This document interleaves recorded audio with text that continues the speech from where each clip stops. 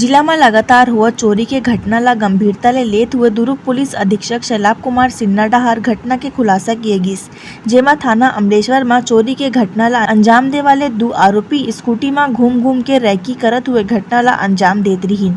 Police ला जैसन ए घटना के सूचना मिलीस त दोनों चोर ला सीसीटीवी फुटेज के आधार में पता साजी कर गिरफ्तार करेगिस, जेमा एक नग लैपटॉप, एक वाहन, सोना चांदी जेवरात जब्त करेगे। एसपी शैलाब कुमार सिन्हा डहार सफलता प्राप्त करे वाले टीम ला प्रशासनिक पत्र प्रदान कर सम्मानित करेगिस और आगू के कार्यवाही जारी है। अमलेश्वर थाना अंतर्गत वुड आइलैंड रेसिडेंशियल सोसाइटी में विगत 4 महीनों से लगातार चोरी की शिकायतें आ रही थी। सोने मकानों पे ताला तोड़ करके चोरी की जा रही थी।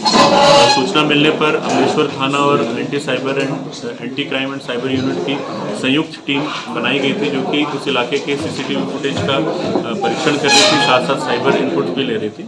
हम लोगों को सीसीटीवी फुटेज देखने के दौरान कुछ क्लूज मिले। उस क्लूज से हम लोगों ने आगे रायपुर पुलिस से मदद मांगी। रायपुर जाकर हमारी एक टीम वहाँ पे लगातार पतासाजी कर रही थी और वहाँ पर हम लोगों ने फिर जो मुख्य आरोपी है सोनू विश्वकर्मा, उसको अरेस्ट किया। उसको अरेस्ट करके पूछताछ किया और पूछताछ में उसने चोरी करना कबूला है।